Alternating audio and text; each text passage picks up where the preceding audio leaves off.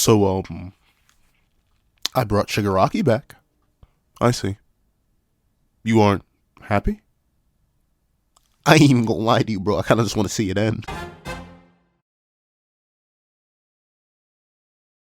Thank you to our final patrons, Strawbones, Redwood4765, and Midnight Gemlord. Now, before I'm this breakdown / discussion on chapter 377 of My Hero Academia, please don't forget to leave your on the chapter in the comments section down below. Leave a like and subscribe if you haven't already. Also, make sure you hit that little notification bell to miss out on any videos that come to the channel. Also, I do a Patreon down below, in support for as low as $1 month, exclusive videos, early content, and more. You also now become a member of the channel for as low as $3 a month to get the same perks and more. Now, let's hop into the review. What's up, guys? Look at the pencil here, and I don't know. I'm very mixed.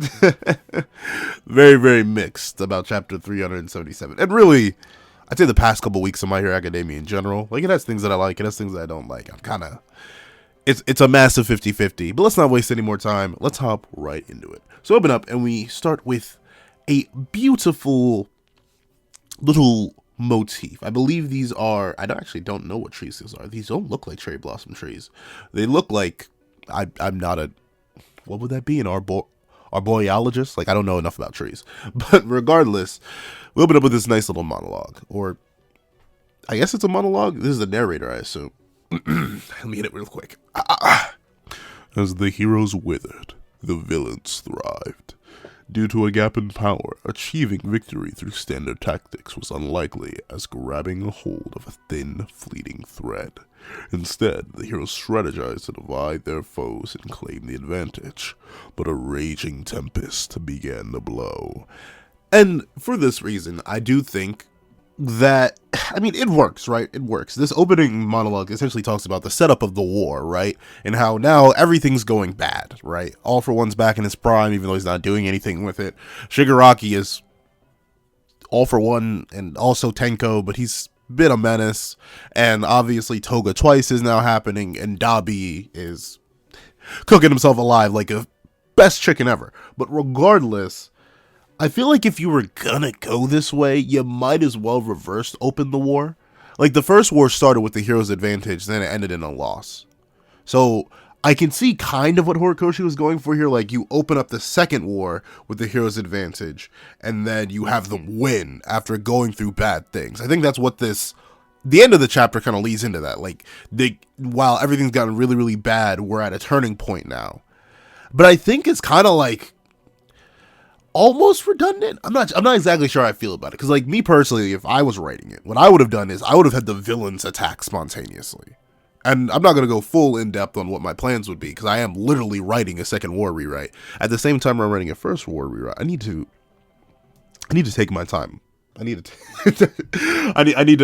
focus on things and get things done one at a time. But I had so many ideas for the second war as chapters kept coming out, because I kept like retroactively adding stuff. But I would have opened it with the villains attacking spontaneously, especially considering they had the entire upper hand this whole thing. So I think starting off the heroes like this, it's kind of like, how do I put this? It's almost like filler, but it's not bad filler. Like, we all knew that no matter what happened, even with the heroes opening up with the advantage, it wasn't going to go their way, because that's just not how stories progress. Like, they were going to win in the end, but it was not going to go as cleanly as they wanted it to. So I would have preferred if the villains had hopped in, maybe when the heroes were halfway prepared. Like, instead of teleporting Midoriya away and having him, like, literally fly for whatever, it was like, what, 40-ish chapters of Midoriya just getting back to the main battle spot. Like, no, just have Midoriya be somewhere else training or doing something, and then, like, the villains just appear. Like, it's just a random jump in. So, like, instead of the slow build up like we had in the first war, like the slow build up we have here, we get just like, oh sweet mother of mercy, they just appeared, and then we had to start quickly ramping up. Like, imagine if Midoriya had to, like, drag Shigaraki one way or another to the UA Battle Dome instead of them just appearing in there. Imagine if, like, you can still have all the pieces set up too. That's the beauty of it. Like, you can still have Monoma ready to teleport people. It's just that, oh no, he had to quickly grab whatever he got to teleport Kurogiri and then start teleporting at random. You'd have to have like people suddenly jump back in the fighting force against the people who are trying to free Kurogiri. Like, essentially just make the opening more chaotic, because this high point into a low point, into a lower point, into a starting high point. I mean, it makes sense, right? That's the thing. That's why I'm not exactly too mad at what Horikoshi did here, because it's not like a bad writing decision. I just think right so soon after the first war. You gotta remember, the Vigilante arc was what, like 50?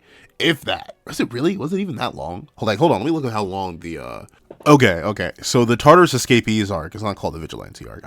I feel like we just call it that because it was like Vigilante Midoriya. But that arc was only 21 chapters long. And then let me look at the next arc, the Stars and Stripe arc, because I think that's the last prelude arc up until the Second War. Then that only adds 5 more chapters to that. And then UA Trader arc after that. Let's see how much that adds. So 306 to 342. So that's a solid like 30-ish chapter stretch. And then we're in the final war arc. So like 30 chapters in between the first war and the second war, at least to me, on like a weird pacing front. And this issue may only be compounded because I've been thinking about the first war arc a whole lot, because the anime's just come out, right? Like the first war arc just finished in the anime, I do believe. So maybe I'm just thinking it's a little bit too close in time, but having like the same flow where heroes succeeding, heroes fail drastically, more things go bad, we get a bright spot, heroes win. I feel like that story structure is too repetitive for only a like 30 chapter break in between. Because now, at least seemingly, despite Shigaraki showing back up, we're on an uptick now because of the end of this chapter. So I'm not sure. Personally, I would have had the villains jump in first, because then you start with the low point and then you're building. Instead of starting high, going low, going back high again, which is what happened in the first arc. I don't know. It's weird. Sorry, I spent so much time on this opening soliloquy because it really just got me thinking. Like, I'm sorry about that. But we do get to see that obviously with Kurogiriing everywhere to Kurogiri, things are not going too well for everybody else.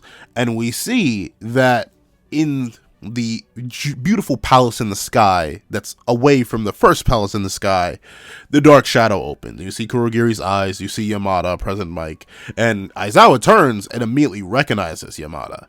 And then, like, instantly, and I like this, we get a zoom in on his only remaining eye, and in a second, he realizes exactly what that means.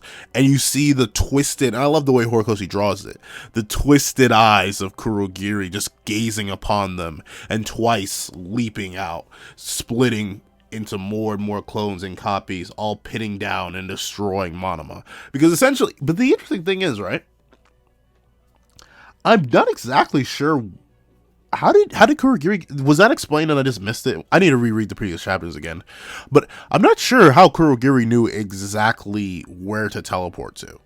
Because, like, doesn't he need coordinates? Hold on, let me check Warp Gate again. Maybe he just had a general idea. Yeah, at least it appears like Kurogiri shouldn't have known where to go. Because, I don't know, I just looked up his quirk on the wiki. I didn't go back to when his quirk was introduced. But it does say one of the weaknesses is that it needs to be coordinate based. So, like, I get it if the magical hand that had all the information and data somehow told him where Shigaraki was, or like he had a constant tracking implant on Shigaraki. That makes sense. But no, Kurogiri doesn't teleport to Shigaraki first, look and see where where Aizawa, Monoma, and Manuel are. No, he's teleports directly behind them. So I don't know how he got those coordinates, but, you know, like, it's, once again, I'm definitely softening up on My Hero Academia. Obviously, a lot of the rules need to, like, bend, or if not flat out break now, in order for the story to function at the rate it's functioning. So, like, it's fine. Like, I don't necessarily care. It's just the specific point that flashed in my head. Though, it is cool to see that the Toga Twices are just dead silent. Like, they have none of the personality of the original, because I believe All For One called it like a sad, something about like a sad man soliloquy or something like that. Like, just the aftermath of Twice rather than being Twice itself. That's why they're doing nothing but running around, scrambling, grabbing everything. They don't speak. They don't have any personality or anything. It's just Twice is doing what Twice, I suppose, would do in this scenario, just following orders. And it is nice. I like how Horikoshi draws the terror on Manuel and Aizawa's face as they just get crowded down and tackled by Monoma. Though admittedly, from this point on, like, let's see. They don't actually touch his skin, though. That's the only issue. It'd be one thing. Because at this point, now, if they touch his skin one way or another, I can't tell. I see Aizawa still has his hand on Monoma, but I'm not sure. If they touch Monoma, he could just clone himself, too, right? Like, maybe he doesn't have the general understanding of the quirk that's required, but I think he should be able to clone himself, and then we can have, like, a clone-on-clone match, or something like that. Unless it doesn't count, and he would only get, Toga's transform quirk. And then in that case, he would have to, like, bite on one of them in order to... And how would that work? Would he just get Toga... Like, what is the biology of these Twice clones now? Because technically, I'm assuming they're biologically sufficient enough for Twice that his quirk is replicated. But they are Toga. Or do these Twices not count as Toga anymore because they are born from the original Toga that became Twice? I don't know. We didn't actually see it unless I missed a chapter. Correct me if I missed a chapter. But I don't think we actually saw what happened. Like when Toga turned into Twice, we didn't ever actually saw that because that's why everyone was freaking out. Or at least, and I remember freaking out over like, oh yeah, Asui got packed off screen because we just straight up didn't see it. Twice kind of just appeared through a portal. So I don't know. I'm wondering what the condition here is. But regardless, none of the condition really matters on whether or not Monoma can start splitting right now because bro got dunked on the ground and he finally blinked. So obviously, things pop off. And Horikoshi, I kind of got on them last chapter. I was like, I don't know, bro. 10-page chapter and the art was not that heat. And I was mainly thinking of like the All for One drawing, even that Endeavor drawing at the end that I used for the thumbnail. I don't think it was anything close to Horikoshi's best work. But I will admit, Brody must have heard me. He must have said, "You talking smack? Is that a lesser artist talking smack?" And he immediately popped off. My favorite image in this entire drawing is my favorite drawing in this entire chapter is seeing the Shigaraki persona rip out of the All for Shigaraki body. Like, once again, kind of going back to the butterfly analogy where he essentially just used the All for Shigaraki body as a cocoon to marinate himself. And I love how Horikoshi draws it. Like, he's legit. It's almost like, ironically enough, you know what it reminds me of? It reminds me of the Titan shifters when they get pulled out of their Titan. Except it's a lot drier. It's like simultaneously stickier and drier at the same time. Because typically when you pulled a Titan shifter out, they were steaming, they were sweating, and stuff like that because it's hot in there. Meanwhile, like, the body of All for Shigaraki itself looks super dry. Horikoshi did a great job of adding that extra line work to show how dry and mangled it is. Meanwhile, the Shigaraki body that's lifting out is like, it's more shaded, it's a lot more muscle sinewy, like it has a lot more texture to it, and it's a smoother texture rather than the rougher texture. Like, it straight up looks not dry. The body itself looks dry, the All for Shigaraki body looks dry, but strangely enough, the Shigaraki persona looks moist. It looks very, very moist as it rips out, and I love it. It's the, once again, I still think overall, and I'm going to make a video on it. I keep telling myself, I think I was going to make this video months ago, but I'm finally going to sit down and record it, hopefully today. But I think All for One coming back and being a factor at all in this final war is such a huge mistake. It was a mistake made back in the first war, but the ramifications of it just too endlessly massive. The whole video will be talking about that. But even regardless, putting aside all my issues that we even have in All for Shigaraki body that needs to have Shigaraki get ripped out of, putting aside all of that, I like the symbolism here in the drawing. The idea of the new ripping out from the old and a disgusting, nasty, painful looking metamorphosis, and the detonation of the UA island, because it's just that powerful. It's tearing apart. The quark singularity is just so mighty. Like, yeah, it'd be like them to be like that sometimes. And I like once again, the art there is gorgeous too. Like, I wouldn't say the only artist that I will say definitively passes Horikoshi is Yusuke Murata. Like, in all my other series, you'll hear me talk about how, like, you know, Horikoshi's him, Himothy Horikoshi in terms of the art, and this is a beautiful example of it. And this is peak Horikoshi. Like, the Shigaraki ripping out of All for Shigaraki, that is one example of it. And this beautiful, gorgeous explosion. I love it. The use of the white contrasting against the gray background and the different variations of gray in the clouds. And you get to see the steam that's curling off the bottom. Beautiful, but Murata could do it better. That's the only person. I'm going to give Horikoshi one time where we're going to compare him to someone else and not say, oh, he's still better than. Murata is the only artist. But that's because Murata is something else. Like, I genuinely don't get it. Yusuke Murata is a monster in terms of what he be drawing on a day. Well, the thing is, I will give Horikoshi more credit. Even if his chapters are much shorter, he does this weekly. And Murata does it whenever he feels like it, I'm pretty sure. I'm not sure what exact schedule he's on, but I know it's not weekly. He doesn't drop One Punch Man chapters weekly. So I will generally give it to Horikoshi on a sheer week-to-week skill thing because he's just pumping this out. And sure, last chapter was a little bit rough, but if we're getting this chapter, I can take it. That's a trade-off I can make. It's a trade-off I can make. If someone came to me with this trade offer, I'm making the trade, and we got the trade right now. And whew, the art looks gorgeous. Then we do get to see that, obviously, with this massive detonation, things aren't going too well underboard, or under the sea. But it's not the sea, because they're floating above the sea. And we see that people are like, oh no, a power line is busted. And now, with all the damage being done, it's really coming to form that they were still kind of rushed when doing this. And thusly, every single one of the corners that they cut, like, oh no, you know, we have who knows how little time before we're going to send Aoyama out to bait all for one. We need to finish this now. So every single corner being cut is showing now. So Power Loader and May are like, wait a minute. We can't just fit this in here because it wasn't welded properly or it wasn't cut properly. And yeah, that's a very interesting way to justify. I mean, reasonably, I still think the fact that Shigaraki has been stuck here, or Oliver Shigaraki has been stuck here this long when he's as powerful as he is. Once again, you gotta remember, this guy's the strongest Prime All Might, even in his, like, incomplete state.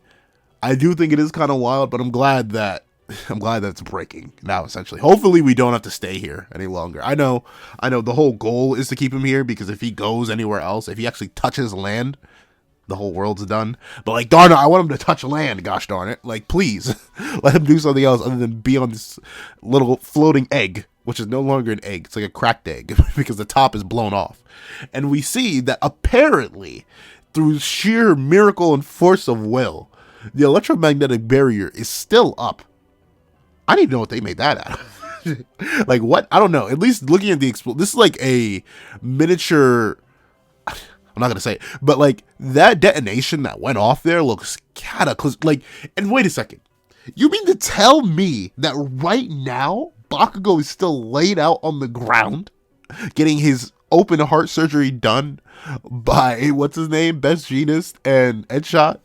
Is this really happening right now? Like, how did bro not fly off? Is it the barrier? Did he slam against the barrier wall and drop back in? Should he be electrocuted for that? Like, legitimately, bro, what? I forgot about that, but it just clicked into my head. How is anyone that is, like, not Midoriya still standing right now? Because that explosion didn't just, like, it didn't shake it. It didn't rustle its jimmies a little bit. It blew apart gigantic sections of metal. Now, I am no mathematician. I would agree, but it's not in that.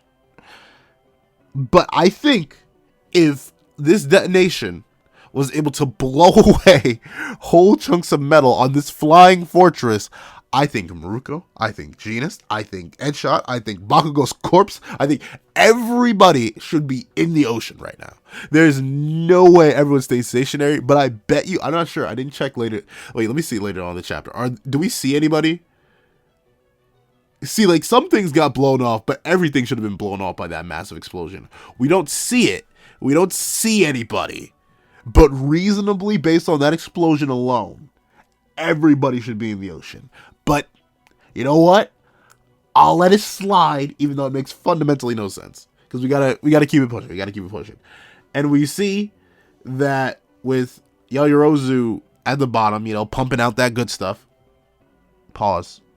Unless y'all want, I know some of y'all probably want Yaoyorozu to pump out that good stuff for you. But regardless, we do get to see that Mandalay's like, we have lost flight control. I repeat, we have lost flight control. You don't say. Like, you think they don't feel that? Like, the thing's tilted. It's not even. It looks like it's Angel Island all over again. Someone took the master animal. It's gonna fall into the ocean. But we do get to see that finally, the Gorillas reference. I still can't remember this guy's name to save my life. Like, he's shown up so much that you think I would remember his name at this point. But for some reason, I remember him as nothing but the Gorillas reference. And he was a pretty important character in, bada bing, bada boom, My Villain Academia. An arc that, once again, retroactively has so little purpose now. Like, with all, once again, save the points for that video. Save the points for that video.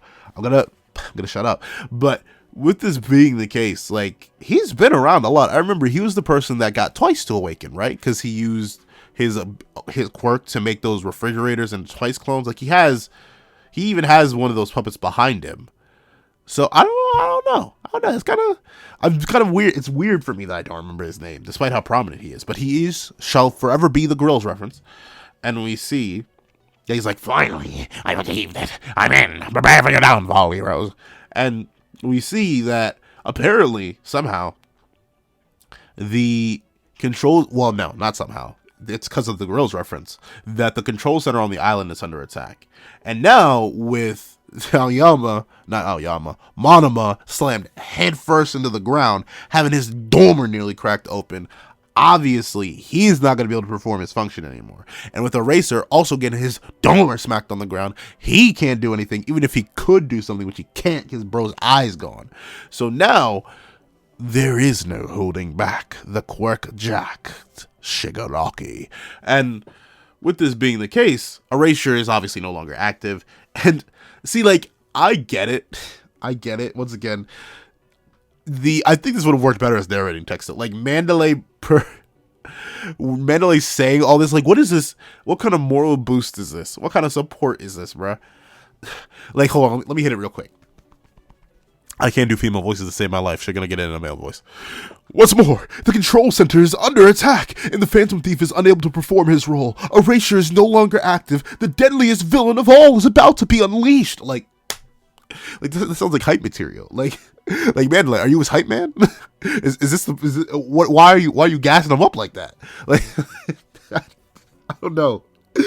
Like, I feel like you should say, like, Midoriya, prepare to take on Shigaraki at full force now, or something like that. Like, not the greatest villain of all is about to be released. Like, this sounds like promotional material. That seems like something I would see in, like, the back of a Shonen Jump magazine, like, hyping up the next arc or whatever, like, hyping up the big bad villain. Like, you know what? The end of chapters in weekly releases, they have the sayings. Like, I specifically remember this because I was watching one of Six's videos, and he had a whole discussion about this statement with, I think it was either Swag or Seth that he had a whole discussion with this about. But it was like, one of the chapters ended in Naruto with, like, the strongest man in the Akatsuki pursues Naruto next time. Like, that's what it sounds like. It sounds like Mandalay's being like, next time on My Hero Academia, the greatest villain of all time is about to be unleashed. I don't know why, but even when I first read it, that kind of caught me. Which you can see in the live reaction on Patreon for as low as $5 a month, and or on as a member of the channel for as low as $7 a month. But regardless, the thing is, the thing that's crazy about it is that Shigaraki is, like, posted up, and he's wearing his ex body as, like, it's. Y'all ever wrap a hoodie around your waist? Like, you're going somewhere and it's too hot. Like, you brought the hoodie just in case it was, like, supposed to rain or something like that. But you couldn't. And, well, it didn't rain. And you're like, darn, it's hot. And you're starting to sweat. So you take the hoodie off and you wrap it around your waist. Shigaraki's doing that. But it's with his own skin. Like, I've had excess skin before. I've had hangnails and stuff like that. And I've gotten times, and I've seen people with extra skin, but dog, you don't just wear it like that, bro. Straight as himself wrapped around his waist, like, oh, it was too hot in there. I'm glad to be free. Though with that being the case, I don't know, I just found it so hilarious. And we do see that now there's a portal opening. And who knows, maybe this is the portal. And maybe, hold on, maybe that critique from earlier is gone. I can't tell, though. I think this portal appeared afterwards, because we see the eyes of Kurogiri spawn in and start, yeah, this portal appeared after the other one. So my concern is still there, but once again, I'm putting it aside. I'm not critiquing the chapter for that, because, you know, we have a plot to write. Everything's a plot device. We can break some rules. And with this being the case, we see a portal starts to spin open next to this hoodie wearing Shigaraki.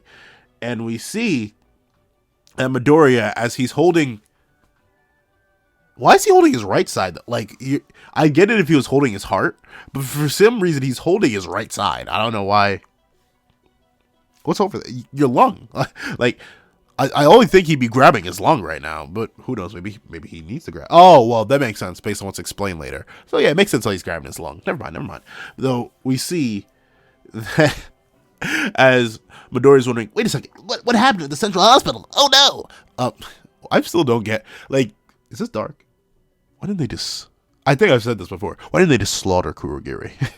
This whole thing would have been avoided. Because they know he's a Nomu, right? So, like, it'd be one thing if we're, like, trying to continue that fake promotion of, like, heroes don't end people. Even though, I don't know, Superman, the most iconic hero of all time. I mean, he prefers not to, but he will. But regardless of that, why didn't they? Because you couldn't even make the personhood argument anymore. Aizawa tried and failed to reach out to Homeboy. So I think, honestly, considering what's happening now, it would have been better to have Endeavor take his meaty, fiery hand and slam it into Kurogiri's face and wipe that man from existence. Because he's not even a man anymore. He was a Nomu, so I don't know. But hey, you know, morals, because he was a friend that never got introduced in the main manga. But regardless, we do get to see that Mandalay continues to be Shigaraki's hype man. Because she goes on to say, once Yue falls, all of Japan, no, the entire world will be destroyed by his hands. Like, thank you, Mandalay. Thank you. How does this help? I mean, I get it. Once again, I get the meta reasoning behind this. It is just a hype thing. But at the same time, in verse, I'm like, why are you saying this? Why are you hyping up the main villain? Like, why are you talking that talk for Shigaraki? I don't know. I won't knock your hustle though, Mandalay. It was kind of heat. I like your speech bubbles. But regardless, we do get to see that even Midoriya picks up on the fact that, wait a minute, what's going on? What's tearing away? He's shedding his skin. He's not moving. He's turning it into a hoodie. No, Shigaraki, you can't wear yourself, even though your hair does look like a nice cloth. It is kind of crazy. But he is regenning now. Like, now that Aoyama's off, I keep saying Aoyama. Now that Monoma's off, he is regenning. Even his nice, thick, luscious locks regrow. And we see that finally, even if I kind of don't care at this point. Like, Shigaraki, bro, you were my favorite character until you got hijacked by an old man. But hey, happens to the best of us. Just ask Von Hanaheim? The dad from Full Metal Alchemist. Just ask him. Trust me, it happens to the best of us. But regardless, we do get to see that. What if I told you the me that is... What? Hold on. Sorry, pencil can't read. What if I told you that it's me here now? What would you want to do? Sit down for a chat at the mall? Ain't happening, hero. After all. Oh my god, that hurts my throat. I don't have water. Hold on, I'll be right back. I want to hit the full line. What if I told you that it's me here now? What would you want to do? Sit down for a chat at the mall? Ain't happening, hero. After all, I am your villain. And there we go. Jeez. Why does that voice hurt? I can do Mickey Mouse on command, but I can't do that. But regardless, we see that Midoriya realizes that, Nani Daisuke Sukano. That is the Shigaraki persona. Yeah, no duh. Like, but regardless, it's cool to have him back. Though it seems like I'm not sure which Shigaraki. Is it weird? I think this would be War Shigaraki. I think. Mainly because he does reference the mall event. He does reference that. So he's at least post that.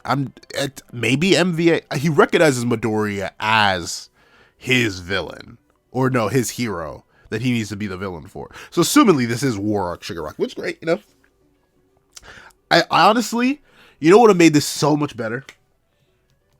Cut, like, we're right here. We are here. We have Shigaraki versus Midoriya. Cut out whatever chapter Shigaraki got possessed, and up till right now, remove all the All For One possession stuff, remove all that, get rid of everything. Everything in between. I love Lady Nagant, get rid of her too. Get rid of everything. Get us right here, story will be 10 times better. If we had none of that All For One stall, if we just had Shigaraki versus Midoriya, beautiful. But no, we obviously still got stuff going on. And obviously that'll never happen unless someone rewrites it. I would never be able to redraw it to the level that Horikoshi can, even if I trained for 1,000 years. So unfortunately, you won't get a redraw of it, but you will get a rewrite of it. Though we do get to say that as things are starting to look real bad with Shigaraki, the deadliest villain of all time, as said by Mendeley herself, has come to form. We do get to see that deep in the hoods, sorry, that brought back memories. But into the woods, we see that the Grills reference is like, aha, naturally, you ways do it. Sorry, I don't want to give this voice, but I am. Naturally, your system was doomed to fall to my scales. Even their subterranean evacuation system is putty in my hands. Ignorant masses, and heroes who cling to their own ways, will perish in the name of my liberation. But suddenly, oh well, no, he's laughing. Hold on, let me stop.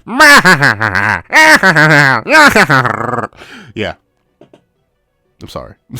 I'm so sorry. But regardless, we see that there's a Bizapper, and Midoriya in his head is like, darn. If the school comes crashing down, Yajiro's and everyone below are doomed. I gotta keep you in the air, man. And at the same time, I need to keep an eye on Kurogiri that Shigaraki. So, I gotta keep an eye on Shigaraki so that he can't escape. No, it's all too much. I can't breathe. I need air. But, bro, aren't you here to save Shigaraki? Isn't this exactly what you wanted? Go ahead, save him right now. Do it, man. You know, it's not like you had a whole bunch of time where you could have just instantly hit this man with the fattest, finest of wombo combos and absolutely slaughtered him. Maybe he couldn't have. Like, he hit him with a quintuple smash and Shigaraki still lived. So probably not. But still, save him, bro. Save him right now. Save this man right now. I want to see it done by 5 o'clock tomorrow. You got until the end of the day, young man. I want you to see him saved. Because if this is the story we're telling it. I need to see him saved, I need to see Dabi saved, I need to see Toga saved. Somehow, work that magic. It better be the finest magic this side of the Mississippi, too. I need to see it. Is Japan on the left or the right side of the Mississippi? I think it'd be the left. It'd be the left side of the Mississippi. Because, then again, there's the whole Pacific Ocean. But then again, there's all of Eurasia. I'm not sure. But regardless... regardless of any of that, of Midoriya saving or anything, we do get to see that the blowback, the issue with the gear shift quirk is that when his cells are moving faster than they should, they don't really get a second to rest, and thusly they can't breathe. So like any breathing that Midoriya does do kind of gets delayed because his cells are moving too quickly. Which is why, like, how's Shigaraki breathing? Because you were using gear shift on him too, right? Like, if you were moving him out of sync, like, couldn't you just suffocate? That sounds so bad. But I am an advocate for getting Shigaraki up out of here. I love Shigaraki, but he needs to go. So, like, I wouldn't have used gear shift on me.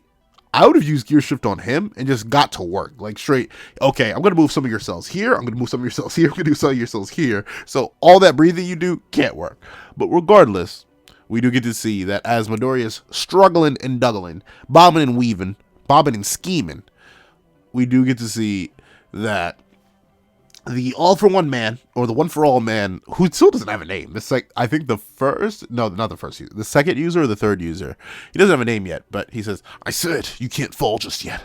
However, there's a silver lining to this dark cloud. All-for-one is having serious problems keeping those identities unified. Those of us within all-for-one resonate with all-for-one, so we can peer into each other's inner workings. Okay, so we finally got an explanation for that. At this moment, It seems he's in no position to manipulate the flesh that he's possessing. Do whatever it takes to make your own body act. Even 1 second faster, the chain of events leading to this moment will be your power. And that kind of feeds into the whole thing of one for all and all for one. They're so strong, they have the power to change the future. So, like, if he's 1 second faster, the chain of fate that he's creating will be all his own. Cool. But with that being the case, we get an answer to the bizit that was set up a page ago. And we get, found ya. It took a while. Wait, hold on. I got it. Found you. I'm so out of practice with Mickey. It took you a while, but you finally showed yourself. Hunting you down was no walk in the park, but nothing's too much for me, cause it's all for mini-sing. I'm sorry. I'm still congested, so I can't hit the proper Mickey. But bada bing, bada boom. Mickey Brava's back. La Brava's back. This dropped last week, I'm pretty sure. I think everyone thought, I mean, it's cool. I would have preferred seeing Gentle again, though. Like, no lie. But, hey, you know, La Brava, she's innocent. She's in here doing the hacking thing. To hackety hack. And this is the upwards turning point, right? Like, there's still, even in the greatest, deepest, darkest darkness, on my KH type beat, there's still hope. Previously, in the last chapter, the hope moment was Endeavor realizing he still has a chance. In this chapter, it's La Brava being here and turning hope, and obviously the second or third user being like, hey, you still have some juice. You got the juice. Like, you still got some of that in you. You can make this work as long as you do it. And bada bing, bada boom. Overall, I mean, like if I push aside all my remaining issues, right? Like, not remaining, my lingering issues. The problems I've had with the series for a while now. And I just, like, push all that to the side. Don't care about that. I push it all down and ignore it. One, this chapter is gorgeous. Like I said, Horikoshi, he may have been lacking last chapter, but not only is this chapter longer than last chapter. Well, no, it isn't. I think not. Hold on, let me see. Let's do some page counting, kids. 1, 2, 3, 4, 5, 6, 7, 8, 9, 10, 11. So it is 11 pages. That's more than 10. The last chapter was like 10 pages. Did it have a spread? Did the last chapter have a spread? I'm not sure if the last chapter had a spread. Maybe that also was 11 pages. But regardless, the art quality for 11 pages, chef's kiss. Once again, like I said, only beat by Murata, but Murata isn't human. so it's fine to get beat by Murata, because Murata's not human. But with that being the case, it is very, very, very good to see Shigaraki back. You know, he was my favorite New Gen antagonist for the longest time until he got possessed. So I'm happy to have him back, even though he's just a persona. He's persona. Like, he's not. I'm still not sure he's gonna be the main villain. But hey, it's cool to see him. Like, it's cool to see the ramifications of Kurogiri coming out. Even if I think Kurogiri being alive is the dumbest thing ever, it's cool to see that he's not wasting any time. He's bringing the Twices along. They're doing their damage. Once again, Shigaraki being back is cool. The explosion is cool. Everything falling apart is cool. And LeBron being here is nice. It's all nice stuff, you know. It's all neat. It's all nice and fuzzy, you know. It got my, it's warming my cold Grinch heart. So I'll take it. Very solid chapter. I'll give it an 8 out of 10. Because I like it. But that's what I think. Please tell me what you guys think in the comment section down below. Thank you guys for watching. Remember to like, share, comment, and subscribe. Because the notifications most miss out on any videos that come to the channel. Also, I do have a Patreon down below, in for as low as $1 month, exclusive videos, early content, and more. You can also now become a member to the channel for as low as $3 a month to get the same perks and more. Thank you guys so much for watching once again, and I hope you guys have a wonderful day. This is Dago the Pencil, writing off.